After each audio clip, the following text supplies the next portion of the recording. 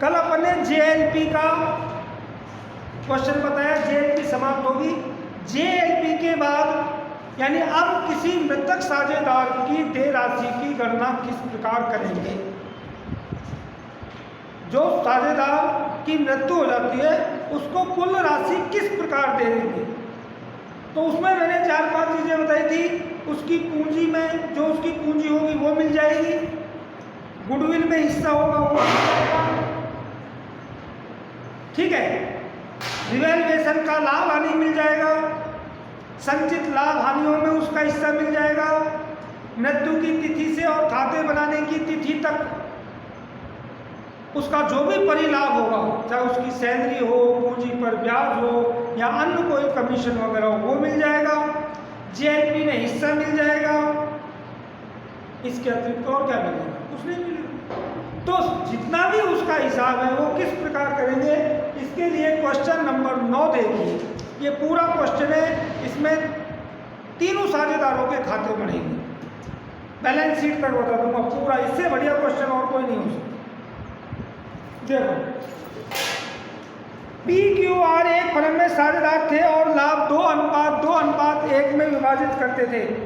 साझेदारी संलेख में प्रावधान था कि किसी साझेदार की मृत्यु पर उसके वैधानिक प्रतिनिधि निम्नलिखित के अधिकारी होंगे। यानी यदि फर्म में किसी साझेदार की मृत्यु हो जाती है तो साझेदारी संलेख के अनुसार क्या क्या दिया जाएगा। नंबर 1, पूंजी पर 12% ब्याज, यानी इंटरेस्ट ऑन कैपिटल 12% वार्षिक। दूसरा, आहरण पर 18% वार्षिक की दर से ब्याज, यदि वो आहरण करता है तो उसको 18% ब्याज देना पड़ेगा। 12,000 रुपये प्रति वर्ष वेतन दिया जाएगा, एक वर्ष में उसको 12,000। इसके अलावा पिछले वर्ष के लाभ के आधार पर फर्म के लाभों में हिस्सा, यानी जो पिछले वर्ष लाभ हुआ उसको बेस माना जाएगा, क्योंकि इस साल वो बीच में अगर मान लो किसी साझेदार की जून में मृत्यु होती है तो जून में उसकी मृत्यु के लिए खाते थोड़ी बनाने पड़ेंगे कि साहब हमारा तो बैलेंस शीट बनाओ, P&L बनाओ, ट्रेडिंग अकाउंट बनाओ। इसके लिए क्या बेस लिया है कि भाई जो लाभ पिछले वर्ष हुआ था हम मान लेते हैं वही लाभ इस साल होगा, तो वो जितने दिन रहा है उसमें उसका हिस्सा कितना दे दिया जाएगा। 31/5/2017 को पी की मृत्यु हो गई, यानी वो मई में ही चले गए। उसकी पूंजी 31/3/2017 को 80,000 थी। अब यहाँ से क्वेश्चन समझने की, यानी उसकी पूंजी का शेष कितनी तारीख को है, 31 मार्च को। खाते बनाने की तिथि 31 मार्च है, उस दिन थी। उसके बाद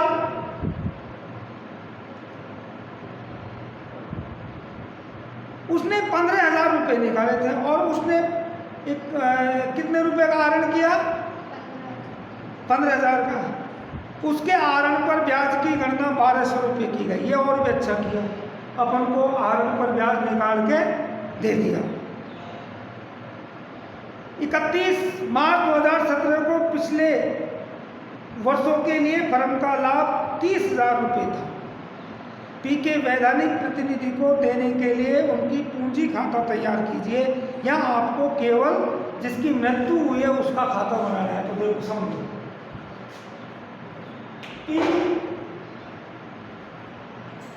रिप्रेजेंटेटिव अकाउंट, यानी उसका रिप्रेजेंटेटिव का मतलब होता है उसका प्रतिनिधि, उसका खाता बनाना है।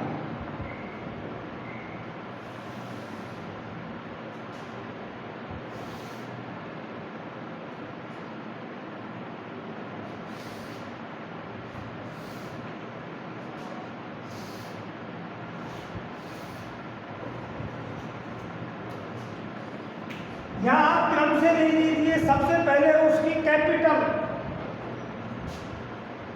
बाई टी कैपिटल, टी की कैपिटल कितनी थी, 80,000। तो ये 80,000 किसको मिलेंगे, पी के रिप्रेजेंटेटिव। अब दूसरी चीज क्या कह रहा है वो, अब क्रम से जो कह रहा है वो करेंगे। नंबर 1, पूंजी पर 12% ब्याज। वर्किंग नोट है पूंजी पर ब्याज। पूंजी कब थी उसकी? 31/3/2017 को। उसकी मृत्यु कब हो रही है? 30/6/2017। 4, 5, 6 ये कितने दिन रहा है साझेदार? यानी ये जीवित कितने दिन रहा है फर्म में? 3 माह रहा है। तो पूंजी पर ब्याज कितने दिन का मिलेगा? 80,000 इंटू पूंजी पर ब्याज कितना है? 12%। 12/100 इंटू 3/3 महीने का मिलेगा। 12/2 8 2400 रुपये हो गए। नहीं ये भी दे दो, या लिख देंगे बाई इंटरेस्ट ऑन कैपिटल 2000 पहला काम। दूसरा है आरएम पर। आरएम पर 2 ड्राइंग्स। पहले तो ड्राइंग्स करेंगे ना। आरएम कितना किया है उसने? उसने आरएम किया है 15,000 रुपये का। अब इस पर ब्याज, आरएम पर ब्याज इसने खुद ने ही निकाल के दे रखा है। कितने रुपए? 1200। यदि नहीं निकाल के देता तो अपन 15,000 रुपये पर 18% की दर से ब्याज लगाते हैं। लेकिन इसमें बेचारे ने खुद ने दे रखा है टू इंटरेस्ट ऑन ड्राइंग्स। अब क्या दे रहा है आगे? 12,000 रुपये प्रति वर्ष वेतन। वेतन कितना है? वार्षिक है। तो जिंदा कितने दिन रहा वो? 3,000 रुपये हुआ कि भाई? 1,000 रुपये पर मंथ बाई सैलरी। आगे पिछले वर्ष के हिसाब से लाभ में हिस्सा देखो 31 फर्म में थी, उसकी पूंजी 31 को 80,000 थी, उसने इतने रुपये भरे। 31 मार्च 2016 पिछले वर्ष का लाभ कितना था? 30,000। अब देखो लाभ में हिस्सा, लाभ में हिस्सा यह समझने की चीज है। पिछले वर्ष के हिसाब से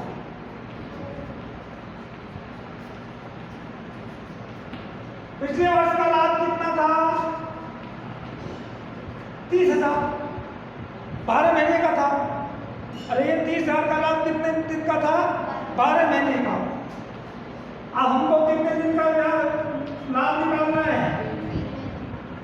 3 महीने का। तो 3 महीने का कितना आया? 9 24 7,500 आया। अब 7,500 में उसका हिस्सा कितना है? पी का अनुपात क्या है उसका? PQR 2/5।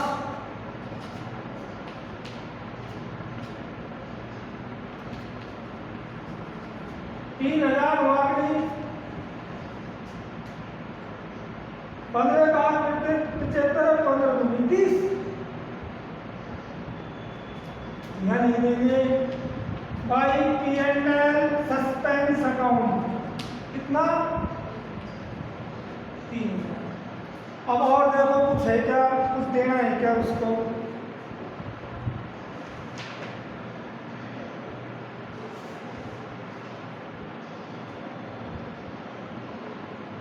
कुछ नहीं देना, कुछ नहीं देना तो यही दे दो, बस टोटल कर लो।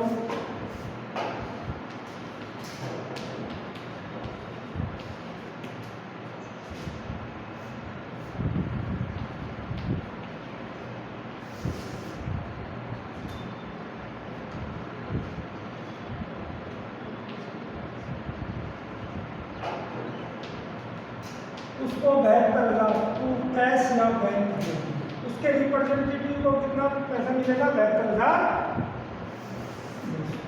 ये कई बार 6 नंबर का क्वेश्चन होता है। कितने का आता है? 6 नंबर कि भाई जिस साझेदार की मृत्यु होती है उसके वैधानिक उत्तराधिकार को दे राशि की गणना कीजिए। तो देखो 2-3 चीज है इसमें। अब इसमें गुडविल नहीं थी, गुडविल का कोई समय नहीं होता, संपूर्ण मिलती है, पूंजी संपूर्ण मिलती है, जेल भी संपूर्ण मिलती है, जो भी हिस्सा आएगा, लेकिन समय के आधार पर ब्याज, सैलरी, लाभ में हिस्सा और आरण पर ब्याज, ये समय के आधार पर ज्ञात किए जाते हैं। जैसा अपन ने इसको 3 महीने का दिया है, ये 4 महीने बाद मतलब तो 4 महीने का देते, लेकिन गुडविल में ऐसा नहीं होता कि 1 महीने की गुडविल दे, 2 महीने की गुडविल दे। गुडविल हमेशा संपूर्ण मिलती है। ठीक, अब इसके अलावा एक क्वेश्चन और बता देता हूं।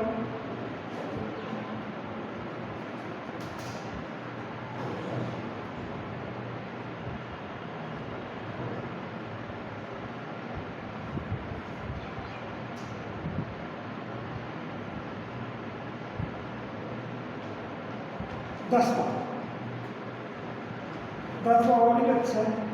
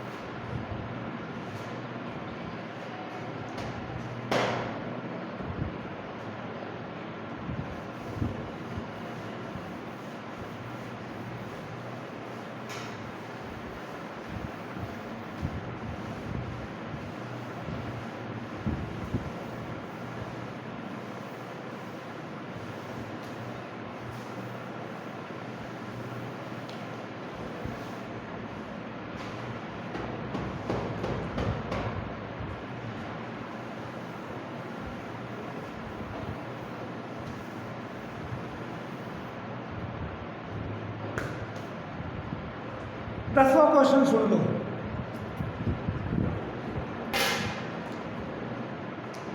ABC साझेदार जो लाभ को 3:2:1 में बांटते हैं, उन्होंने 60,000 रुपये की संयुक्त जीवन बीमा पॉलिसी ले रखी थी। यहाँ JLP वाला क्वेश्चन है, 60,000 की ले रखी थी, जिसका वार्षिक प्रीमियम 4,000 रुपये लाभ हानि खाते से जाता था। फर्म की खाते प्रति वर्ष 31 मार्च को बंद किए जाते हैं। 1 अप्रैल 2017 को सी की मृत्यु हो जाती है, 1 अगस्त को। इसका मतलब अप्रैल, मई, जून, जुलाई, 4 महीने बाद, 4 महीने जीवित रहता है। अपनी पूंजी में बीमा राशि के हिस्से के साथ साथ सी के वैधानिक प्रतिनिधि के निम्न भुगतान प्राप्त करने का अधिकार है। यानी पूंजी लेगा और JLP में हिस्सा लेगा, ये तो लेगा ही, इसके अलावा उसके पास और कौन कौन से राइट्स हैं, जो उसका वो है ना, रिलेटिव लगा सकते हो, या उसका प्रतिनिधि लगा सकते हो, या उसके बच्चे लगा सकते हो, जो भी उसका रिप्रेजेंटेटिव होगा वो। आगे क्या क्या? मृत्यु की तिथि तक 10% वार्षिक दर से पूंजी पर ब्याज मिलेगा। बिल्कुल। साझेदारों का लाभ में हिस्सा जो गत 3 वर्षों के औसत लाभ पर आधारित होगा। यह लाभ को आधार क्या मानेंगे? 3 वर्षों के, पिछले 3 वर्षों के लाभ।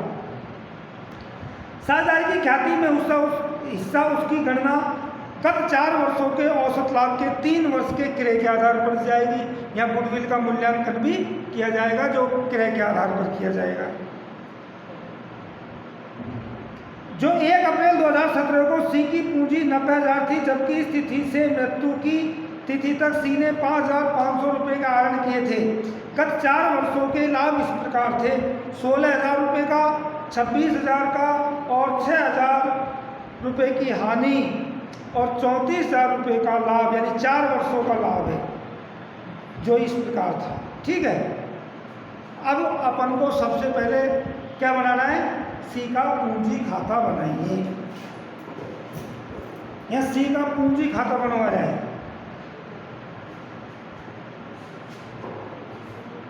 सी capital account,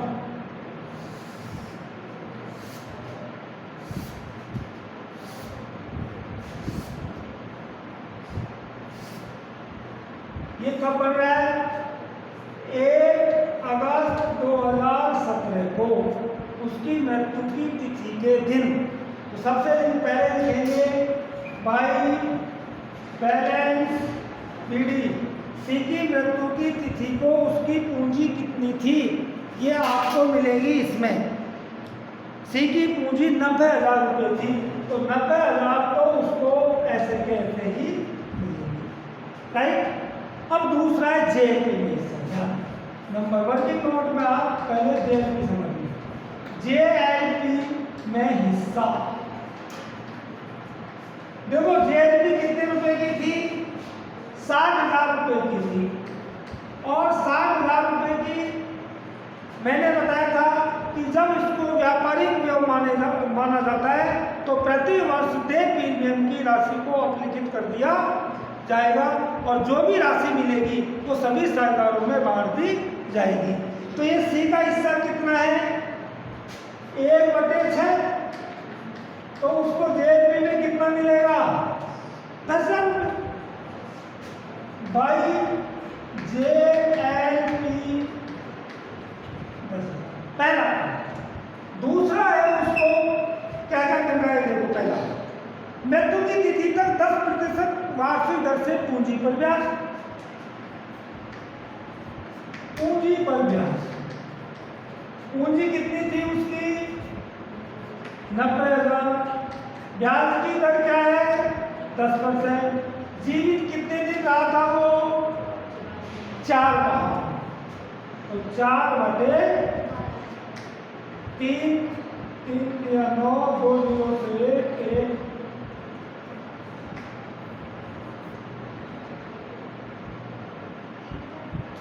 3,000 by interest on capital 3,000। दूसरी चीज है उसकी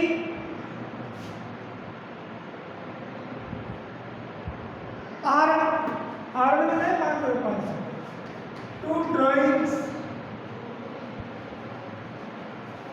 5,500। तीसरी और महत्वपूर्ण लाभ में हिस्सा,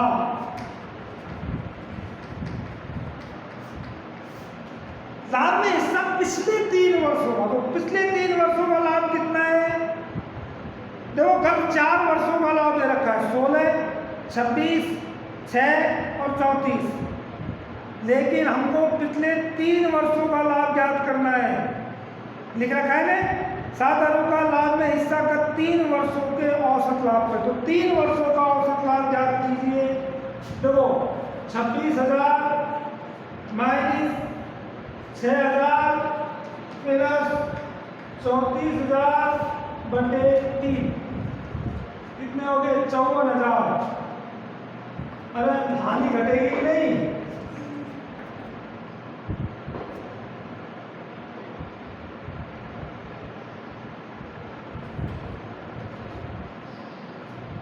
₹18,000 आया नहीं, यानी औसत लाभ कितना है?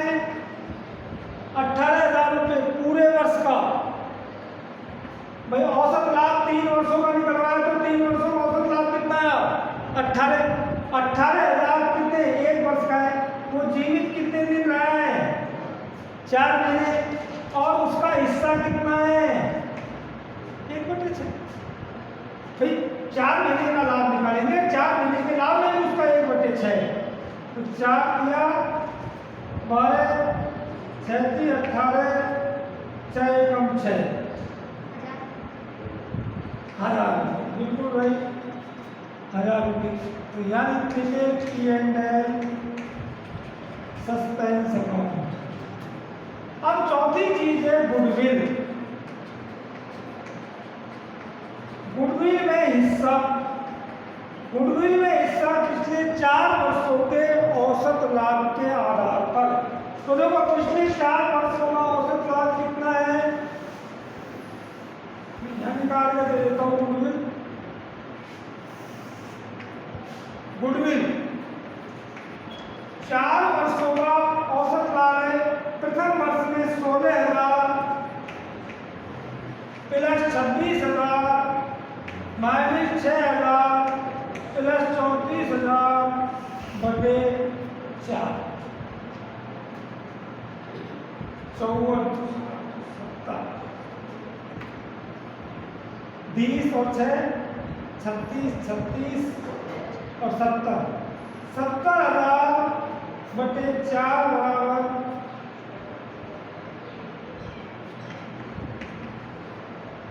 17,500 आया कि नहीं औसत लाभ 4 वर्षों। अब गुडविल का जो मूल्यांकन कह रहा है गत 4 वर्षों के औसत लाभ के 3 वर्षों के, यानी मल्टीप्लाई 3।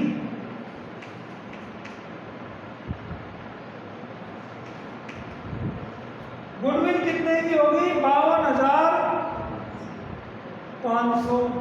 सी का हिस्सा 1/6 8 छिपी 48 सही क्या, चलो मैं दे देता हूँ 8 छिपी 48 7 छिपी 8,750 कितना है 8,750। तो यहाँ लिख लो बाई गुडविल 8,700 राइट। अब और कुछ देना है क्या, कुछ नहीं देना। टोटल कर लो 0 5 7 8 9 3 12 9 10 11 1,12,750 टू कैश या बैंक जो भी बैलेंस फिगर से देंगे कितना है 0 5 2 7 0 1,07,250 रुपये उसकी देरासी कितनी बनती है 1,07,250। ये उतार लो और ये आज की कहानी ही समाप्त करेंगे। 2 क्वेश्चन बता दिए। अब कल से एक क्वेश्चन और बता दूंगा, उसके बाद मैं चौथा चैप्टर चालू करूंगा। या फिर आप एक दिन का कोई भी प्रॉब्लम हो तो पूछ लेना, एक दिन उसमें रख देते हैं ऑफ, शनिवार तक जो भी करना है, क्योंकि मैं चाहता हूँ शनिवार के बाद सोमवार से नया चैप्टर चालू करें, क्योंकि 3 चैप्टर समाप्त हो गए। आपका कुल 40% कोर्स कंप्लीट होगा और बोर्ड इस साल शायद 50% देगा। अच्छा पक्का मुझे क्या पता, मैं कोई बोर्ड का सेक्रेटरी हूँ क्या। हाँ मैं तो अंदाजा लगा रहा हूँ समाचार सुन के, क्योंकि 40% पहले ही कम कर दिया, लेकिन करा कौन सा है कम ये गारंटी नहीं है अभी, इसलिए अपनी पार्टनरशिप कम नहीं होगी ये गारंटी है। 3 चैप्टर तो आएंगे ही, समाप्त करेंगे तो चौथा करेंगे, तो देखेंगे फिर। और हम तो पढ़ाते जा रहे था। ठीक है, मैं